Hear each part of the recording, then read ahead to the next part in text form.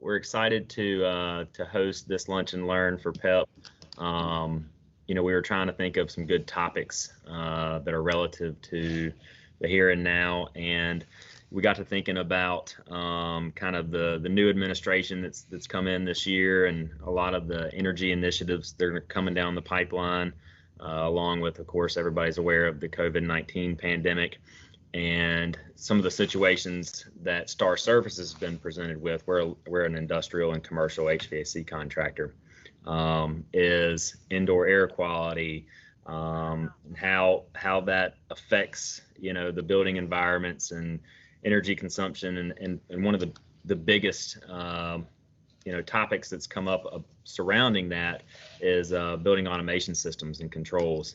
Specifically, I know with a lot of the school systems, due to the CARES Act and ESSER funding, there's been a good bit of attention that's directed towards the schools to utilize that money towards control systems and how they really affect energy consumption, how they can kind of control the building environments and protect the folks inside of those facilities. So I figured that would be an interesting topic to share with the PEP team. And I invited our subject matter expert today is Jack Floyd. He is the Vice President of ASI Controls, and I think he's got a great presentation to share with us today. And basically, I'll turn it over to Jack. Thanks, Hunter. Appreciate it.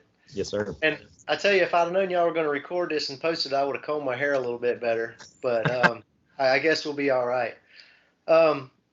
So yeah, I was pretty excited when Hunter called me and talked about this because the timing couldn't be better. So I think what we're getting ready to see is energy managers are going to start coming back into play like we had back in 2008, 2010, even through 2012. And companies are going to be more focused on energy consumption. Companies are already focused on building environment, occupancy, safety, and health. And really, it's kind of funny because you look at those three things and they're all very different, but they are all intertwined when you start talking about building automation systems and energy management. So I think it's a great topic. I will go ahead and apologize now for my spelling because I'm a terrible speller. Microsoft, auto spell check or whatever is not even good enough to fix my spelling errors. It's so horrific. So if you see misspelled words, just ignore them and try to focus on the content. But with that, we'll get started. I've got a few slides to go through, and then the last half of it are just examples of different case studies. I always have, found that it's much easier to prove a point by showing historical sites that have actually completed work and what they can do. So we're going to talk a little bit about this, and then we're going to go through some case studies. And I know 30 minutes is pretty quick. We're 10 minutes in already. So if you have questions, it's up to you guys. If you want to interrupt me, feel free to. I'm happy to answer anything. Or if you want to wait till the end, I think there's a question answer at the end. So if you can wait till the end, that's fine. Write it down so you don't forget. Or if it's really super important and on topic, then go ahead and interrupt. I'm happy to answer anything I can. So I'm here for you guys to be a resource today. That being said, what are the steps to a successful EMS? This is pretty important because most people don't quite understand how this works. This is typically a 6 to 12 month process. All right, it's not something that happens overnight. You need to get an EMS established in your system so we have a baseline, and then you can start aggregating data. All right, that's step number one, or phase one. Step number two is to aggregate data and store it with tags so you can actually reference it and have a good way to look at the information that you have collected. Step three is to analyze the data. That's the part where everybody gets lost. Analyzing the data is where things usually stop. Everybody has, building automation nowadays. Everybody's collecting all this information. They've got gigabyte on gigabyte of data, but nobody analyzes the data because they just don't know how to.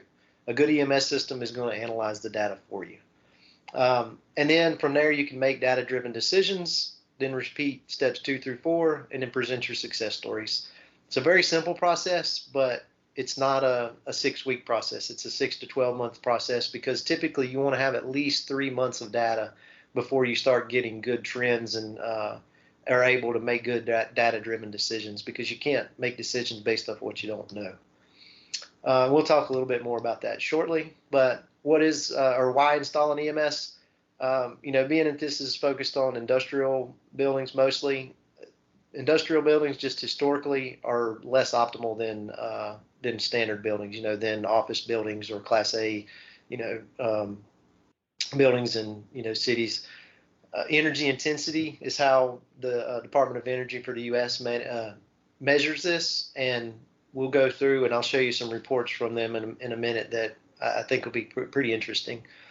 Energy costs are trending upwards. That's a big one. If you're in North Carolina like me and you're already got a really low cost of energy at like 7.5, 8 cents per kW, then you might not be worried about it. But across the U.S., trends are going up. An EMS can help reduce overall energy costs, lower OEM expenses, and maximize ROI on capital equipment. That's probably the most important point on there. I've had EMSs installed over the years where energy managers, owners of buildings, chief engineers have actually referred to the EMS as having hired a new employee and only having to pay for the first year's salary.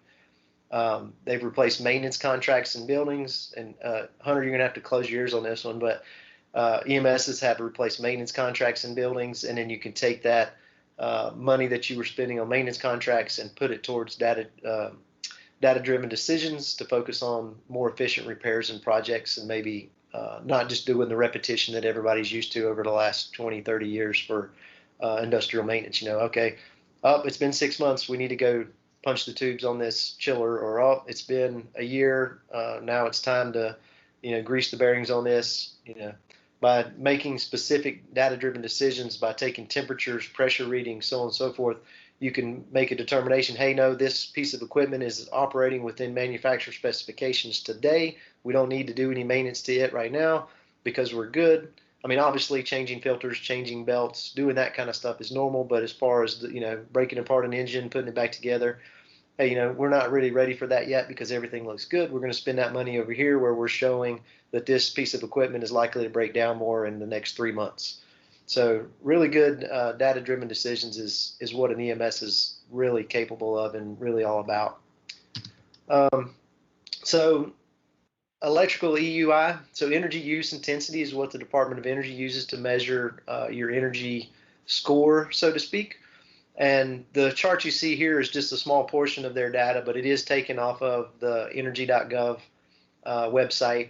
You can see the sweet spot here is based on floor area and square footage. I thought that was a pretty good way to break it down. You can see 20,000 to 50,000 square foot. There's 209 out of the 618 buildings, and the mean usage there of the EUI is 45. You can see down the 200,000 to 500,000 square foot, 113 is the mean. Standard deviation is 222 versus 74 on the 20 to 50,000, and these are in ratios. So whereas 113 might be really good for a 200,000 to 500 versus a 20,000 because of the difference, but it's by square footage. So it's 113 per square foot, it's 45 per square foot. So you can see the difference there in the sweet spot. Now, if we go to total or source EUI, which is not just electricity, but includes other resources such as natural gas and maybe coal or whatever else you might be using to power your systems, you see that the sweet spot is still 20,000 to 50,000. But if you look at the standard deviation, it went from 74 to 195. So what that tells me is, all right, we're already pretty high on our electrical usage, but when we start looking at everything else, we're not really paying attention to all of our natural resources that do affect the environment. All we're kind of been focused on partially looking at electrical, but in the industrial environment, product development, but product manufacturing is the most important. That's how you make your money. You're making product to sell. So energy is important, but maybe not so important at times because production is more important. So it's a hard thing to kind of level out and get a nice mean to, but energy management is the way to go to do that. It automates the process. It drives data so you can read it and understand it. It's a really good way to start keeping trends on these energy use intensities. You can see this is an actual graph from um, pending regulations that are driving cost higher. So you can see the natural gas and electricity cost has gone up. You see back in 2013 we were pretty low, and now you can see it's just driving up and up and up and up. It hasn't had a downward curve. Electricity had a downward curve 2017 to 18, and then turned around and completely spiked right back up. So I think we're going to see that trend to continue for quite a while now. Sensible investments too. Typical EMS is a 2-year or less payback. That's pretty low and well within the standard of most companies' operating expenses and capital investments. 2-year investment's not bad. I think a lot of companies were looking at 3 to 5 over the last few years. I think 2 years is probably going to become the new norm, the 2 to 3 year, because they're looking for payback now versus payback later. But remember what we talked about before, 6 to 12 months is minimum. So 2 years is a pretty good standard, I think. You'll notice, and if you can see that, it says retail, office, library, school district, medical institutions, residential, industrial buildings that are not even tracked in the department of, or this is actually Energy Star now, but because they're tracked separately, there's just not enough data to do a plot chart like this. So what that tells me is it's just an untapped market for an EMS standpoint. I think most industrial buildings are using PLCs, but the PLCs are made to be good at processes, not energy management and building automation. EMSs and controls systems for BAS is made to do optimization for energy consumption, made to do optimization for comfort, made to do optimization for health and safety and that kind of stuff, whereas PLCs are made and designed to do processes for machines and equipment to do A to B, produce this product. So keeping those separate is pretty standard, but I think a lot of people in the industrial market are just not comfortable with EMSs because they don't understand them. But it's very, very, very similar to PLCs, which you do understand. So not a hard transition there. If you look at the two, they're very, very similar. They're just inputs and outputs with algorithms behind them making decisions. Nothing to it really. EMSs can be configured to implement energy saving strategies, maximize equipment lifespan. That's a nice one. That's what we were talking about earlier about taking measurements and seeing if we're still in design specifications from the manufacturer, because the longer you can stay in those specifications, the longer the equipment's going to run and be more efficient. Assisting facility management staff. Probably the best thing here is you can create a baseline and start automating your data. Combine that with analytics and preventive and predictive maintenance guides, and you really have a strong system that can work for you and your buildings. So if anybody here's ever read the Energy Star Guidelines, it's 43 pages long, but basically there are 7 steps. And it's kind of funny because I was going through this last night just as a review and kind of realized that my 5 steps are the same, except they just elaborated more, which is really good. It made me feel good, like I was on the right track. But if you look at these 7 steps that Energy Star recommends for energy management steps, an EMS can actually automate and contribute or perform outright 6 of the 7 steps. So once it's set up, the only real step you have to do 100% is make the commitment. So if you make a commitment, if you guys are already dealing with PEP, I think you probably already made the commitment, so that's a good thing. Then assessing the performance, create a baseline and start tracking. An EMS can do that for you. Set goals. How much do you need to save? Safety considerations. You guys are going to have to come up with that, but then that's an input and a metric you can insert into an EMS that will track that for you and help make adjustments to stay on track with your goals. So it can help with that. Create an action plan, data-driven decision making. So that's kind of a twofold. You guys are going to create the action plan, but you're going to create it based on the data that's given out of the EMS. So it's a win-win there. Step 5 is implement action plan, automated actions and reporting.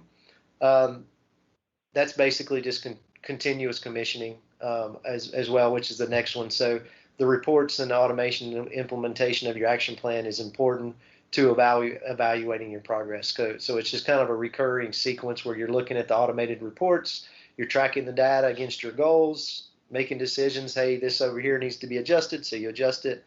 on a regular basis, not just once a year.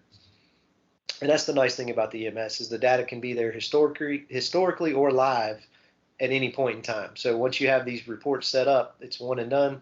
You can have them emailed to yourself. You can have them sent to a group of people. You can have them posted to a website or a screen on your wall in your office. So you're reporting data and showing people how you're doing and your progress so they can make sure they're doing their part.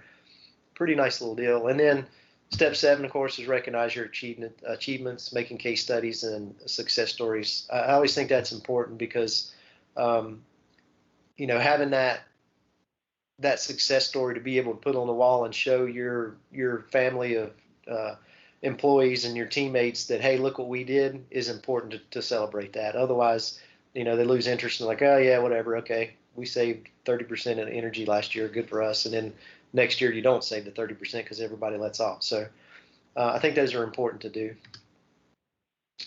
EMS features, whole building and individual space equipment power monitoring control.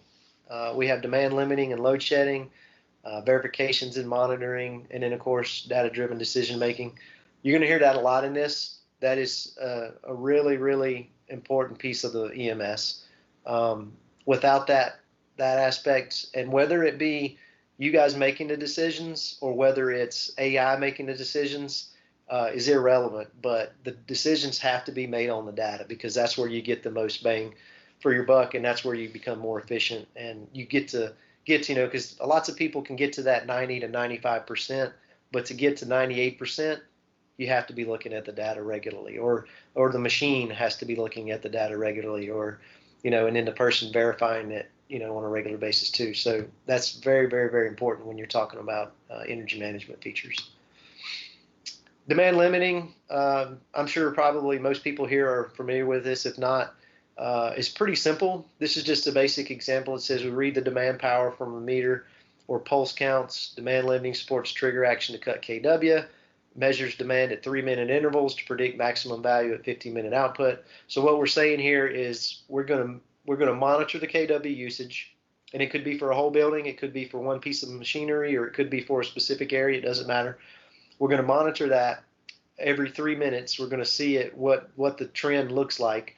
And then we're going to compare it to past trends, and we're going to say, okay, every 15 minutes we're going to adjust because what we're seeing is we're about to hit a demand peak, and the demand peak is where we pay really, really high cost, and it makes our energy costs go up exponentially. So we want to try to eliminate that peak, and we're going to shed off or demand limits specific pieces of equipment, and it could be something as simple as we're going to adjust the set point on these 5 rooftops by 2 degrees for the next 30 minutes or the next 20 minutes or whatever it might be.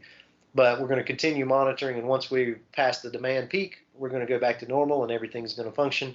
We've done this quite a lot in several different places, and we have yet to have a place that we did demand limiting or load shedding that we had a comfort issue or somebody complained, because it's such a short period of time, and that short period is such a big impact on the cost and the demand that it just really works well. If rates or tariffs provide sufficient incentives, then you can do load limiting and shifting. This is going to be based on the site specific, because you can do automated staggered start stops. You can do soft starts where you can stagger different things, and maybe you change your set point by 1 degree, every hour or every 45 minutes or something until you get to the occupied set point versus, starting 5 hours before, so you can recover a building that's 9 degrees from occupied set point.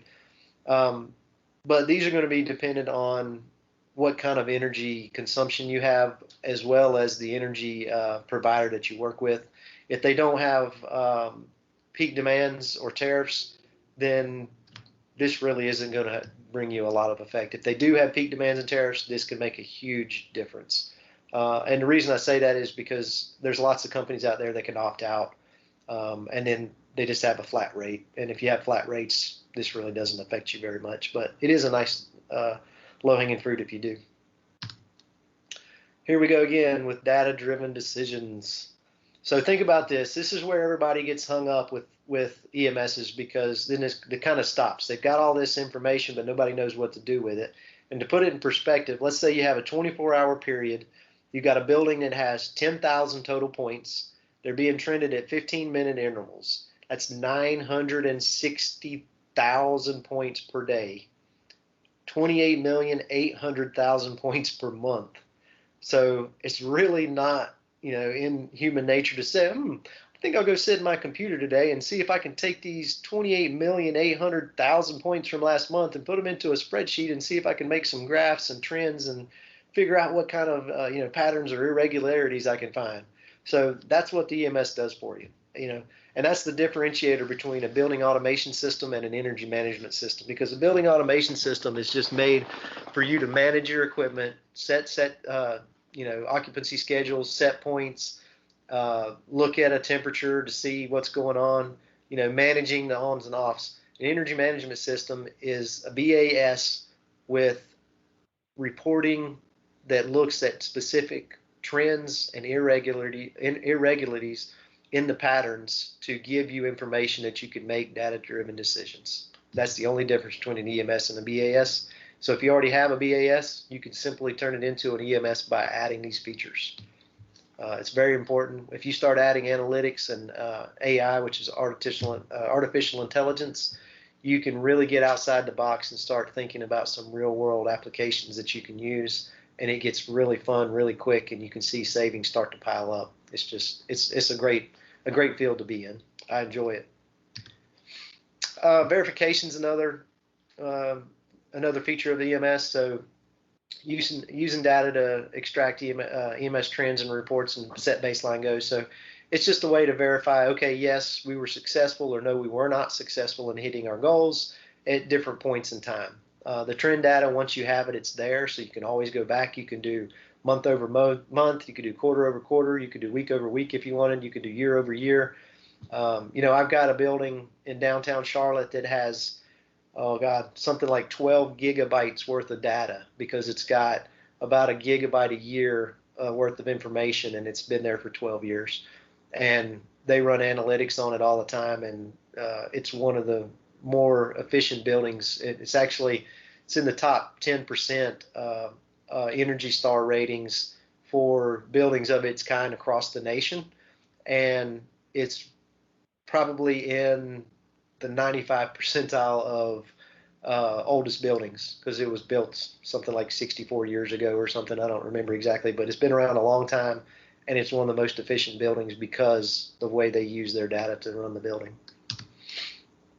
Monitoring spikes. This is kind of a cool one. We had a partner of ours a few years back that we had done an energy management project, and they came back and said, hey, we keep seeing this spike in our data. What's causing this? And nobody knew. So I said, well, when's it happen? He said, well, it happens, on the weekends and unoccupied times. I said, well, meet me down there Saturday at 7:30 and we'll go check it out. So we're standing in the parking lot at 7:30 in the morning, and the spike typically happened around 8. So we were standing in the parking lot talking, eating a biscuit, get ready to go in the building, and we heard this machine come on, and we looked at the trends on our iPad and said, oh, look, there's the spike.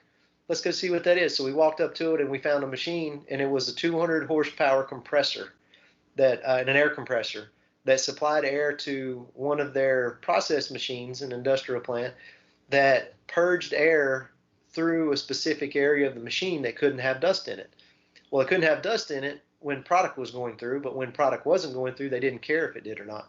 So we put some solenoid valves on, shut the air off because the air was just running 24/7 open, and the spike went away. So it's really important to look at the data and then figure out what's going on there. Environmental impact, and this is not building environment. This is more so the environment. It's as a whole, it really speaks for itself. If we can reduce our EUI, we reduce our carbon footprint, and in turn we help the environment become more sustainable. We're going to talk about some case studies here shortly that show different ways that and different examples and costs that we have saved on that. It's pretty cool. Health and safety. This is kind of a tough one because you're like, well, how do you implement health and safety into an energy management system?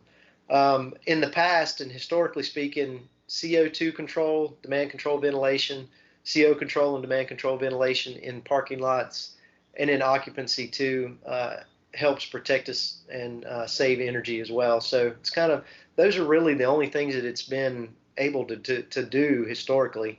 Potential uses today and moving forward. One of the new ones is volatile organic compound sensors. So you can compound that with demand control ventilation, and then isobutane detection sensors are actually on the market now. That's a new one that just came out in the last couple of months. There are new sensors coming out every week. I would say keep an eye on this.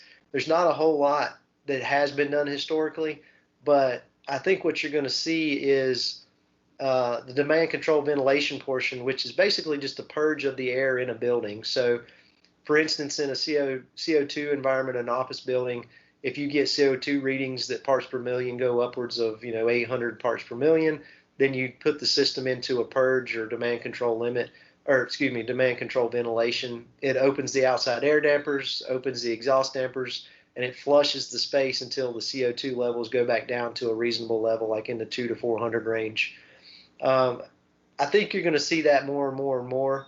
But I think what we're seeing right now already is actually people are using the demand control ventilation that is already set up in their buildings or has the capability, but maybe it's just never been turned on.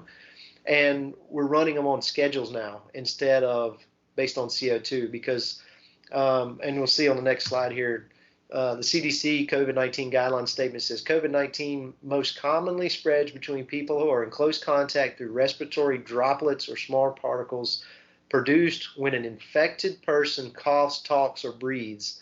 Growing evidence shows that droplets can remain suspended in the air and travel distance beyond 6 feet, according to the CDC. Indoor environments with poor ventilation increase the risk of transmission. So because of that statement right there, making a simple adjustment to make your building do a purge once an hour increases your air exchanges. It gets rid of the cumulative molecules that may be infected, or the droplets that are floating around in the air, and gets them out of the building. So it exhausts those out into the building. It brings more air in and mixes it with fresh air. So because the concentration is really how these things are spreading, how the COVID, not just COVID-19, but COVID viruses in general, there has to be a certain amount of concentration in the air that you breathe before you get it. So just because you're exposed in a very small amount doesn't mean you're going to contract it, because it's not enough to actually get in your system and cause the virus to spread. So these concentrations being broken up by fresh air is a big deal. That's just kind of the low-hanging fruit portion of it. And I think we're going to see more and more. I know one of the ladies here, who was it? I think it might have been Jennifer, or not Jennifer, but Susie was asking about, health and safety. I think it's just going to get more and more and more. I think you're going to see some really outside the box type thinking, and you're going to see, humidity levels are going to come into effect. Parts per million of molecules are going to be reading different types of gases. So I think you're going to see multi-sensors or multi-gas sensors that are going to start coming out. There's already NO sensors. There's CO, CO2.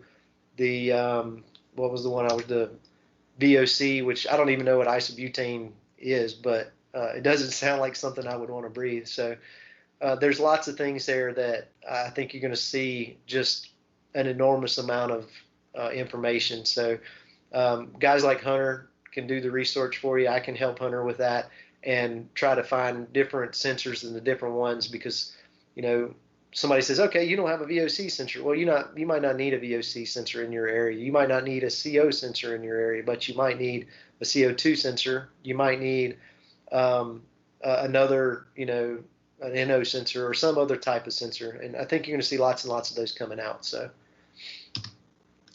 occupancy and safety, this is a really, really cool example that this was a real life scenario a couple of years ago for a building automation system that we installed in a college dorm. The system actually used an infrared sensor to monitor occupancy, and the RAs would use it, to track different things and see if somebody was dormant for long periods of time. They would go and check on them to make sure they're all right. This particular instance, there was a fire in the dorm. The fire department showed up. They had already pulled the fire alarm. The building had been evacuated. Fire department showed up, and the RA on staff was able to use an iPad outside the building in safety and show them, hey, room 207 on the second floor still has a person in it, and room 413 on the fourth floor still has a person in it. Here's the occupancy sensors and the infrared imaging. Those are the only two buildings that still have occupancy, and here's where the fire is. And the fire department was able to clear the two rooms without having to go door to door and risk their lives, and then put the fire out, even though the building did sustain major damage from the fire. So really cool stuff that is going on here.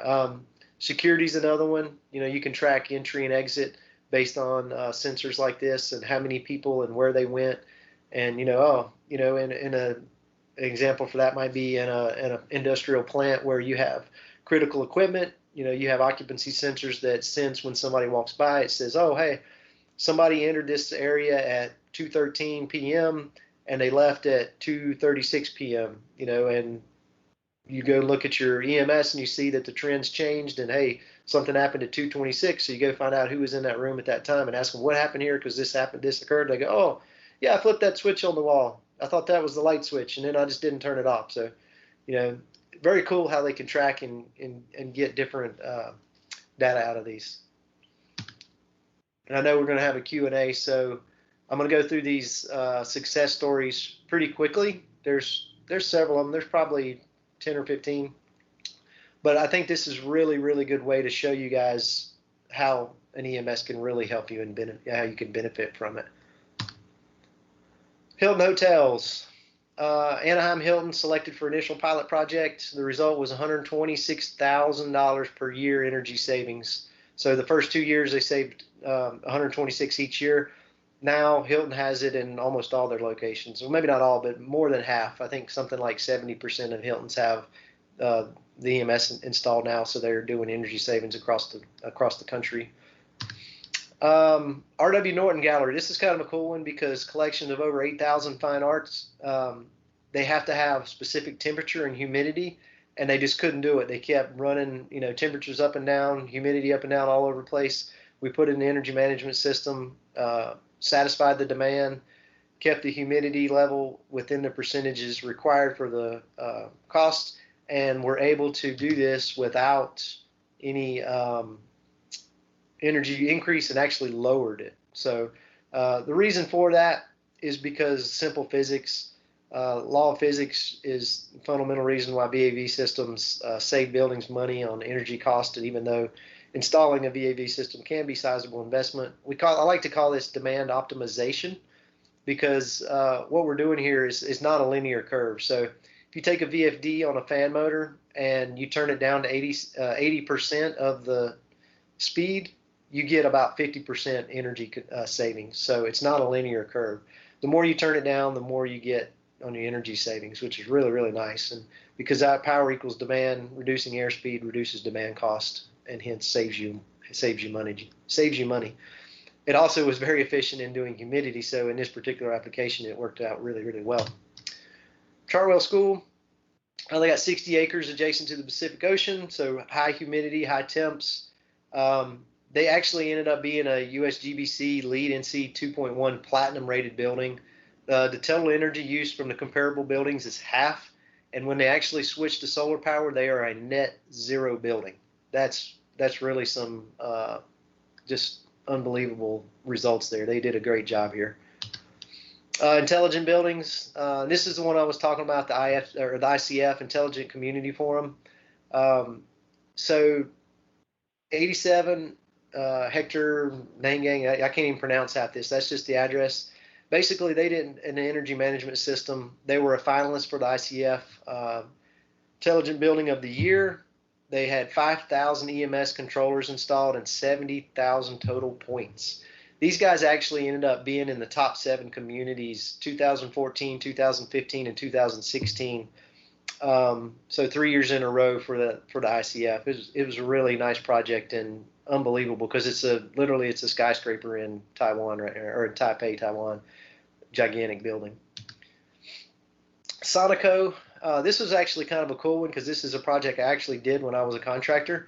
So they're a food packaging manufacturer. In 2011, they were asked by their client, All right, so the people they were selling their products to came to them and said, what are you going to do to save money and save energy to make it cost less for us? So we did an EMS project.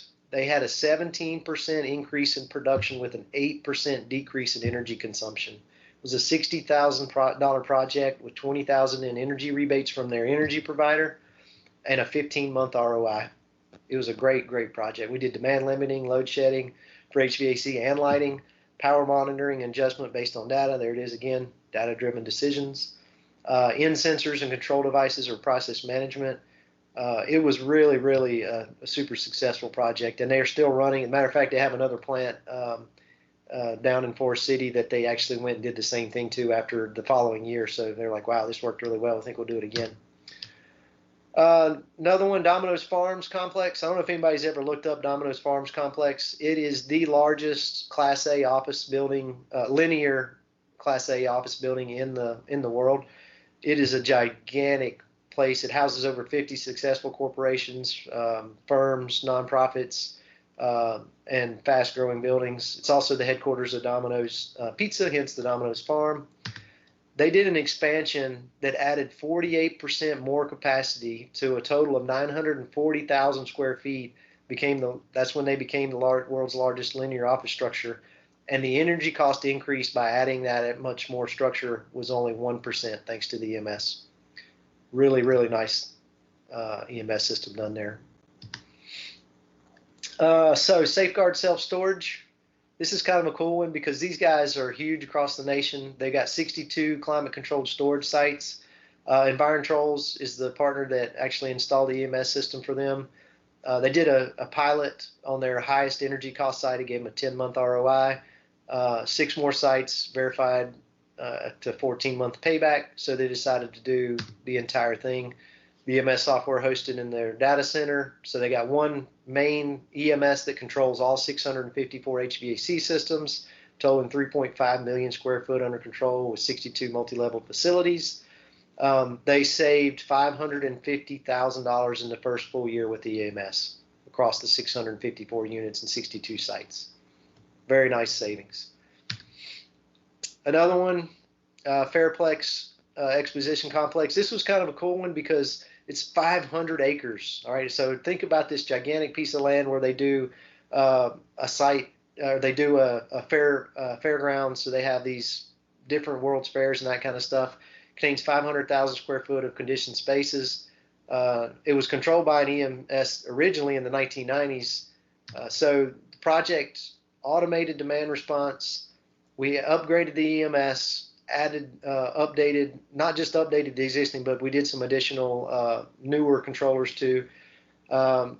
We actually set a new demand peak, which was pretty amazing.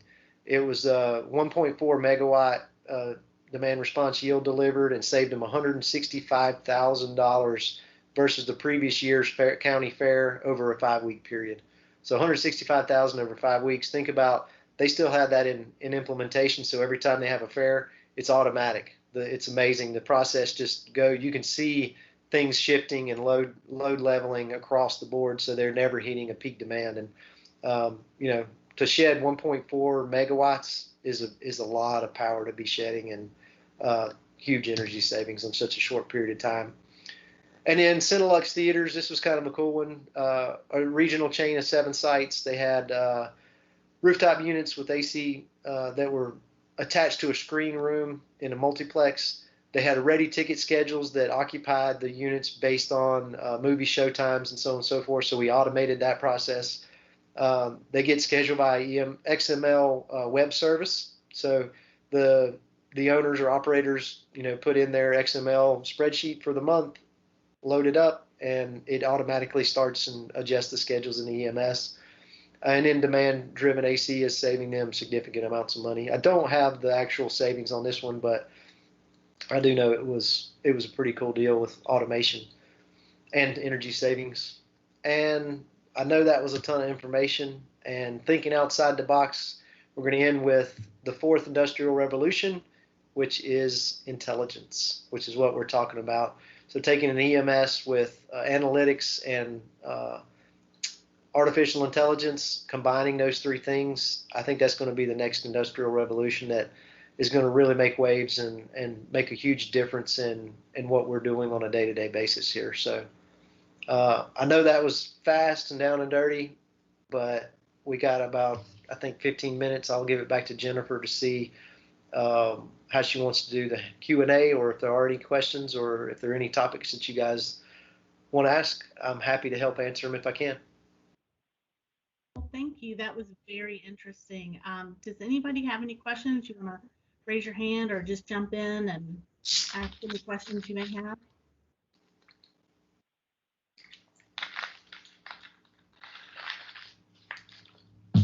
Okay, well, I said it all. Huh? I said I said it all. It was great. I will say that I sent Hunter's email address to everyone with the link to the recording, or to the video. So please feel free to use that to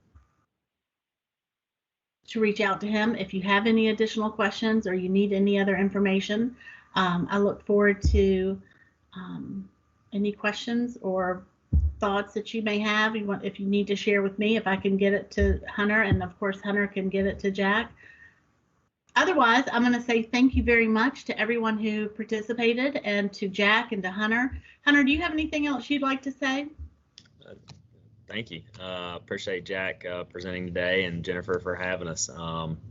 Just to kind of echo what Jennifer said, if anybody has any questions, that's a lot, that Jack just went over there, but it's all great stuff that is going to be, affecting us in pretty much, the very near future. So anything you guys can think of, doesn't have to be today. If somewhere down the line you think of anything, have a direct line to Jack. So if you got any questions, feel free to reach out. Yeah, we want to be here as a resource for you guys. That's the whole purpose, is to try to help you guys get to the next level. So anything we can do to help, please let us know.